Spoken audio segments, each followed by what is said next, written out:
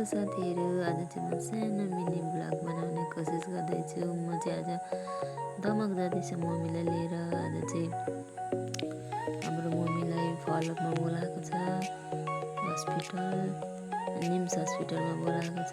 अनि मेरो मम्मी चाहिँ धेरै बिरामी हुन्थ्यो, अहिले चाहिँ अलिक सन्चो हुनुभएको छ। धेरै खुसी लागेको छ, मेरो मम्मी निको हुनुहुँदैछ। मेरो मम्मीलाई राम्रो होस्। जाँदा जाँदै हेर्नु न, बाटो हाम्रो चाहिँ यस्तो खाल्टाङ खुल्टुङ भएको छ क्या। फेरि पानी पनि परिरहेको छ अहिले चाहिँ बेला बेला। अनि यस्तै छ बाटो हाम्रो। अनि मम्मीलाई चाहिँ लाँदैछु म। हस्पिटल पनि आइपुग्यौँ, निम्स हस्पिटल। अब मम्मी चाहिँ होइन यो हस्पिटल होइन भन्दै हुनुहुन्छ।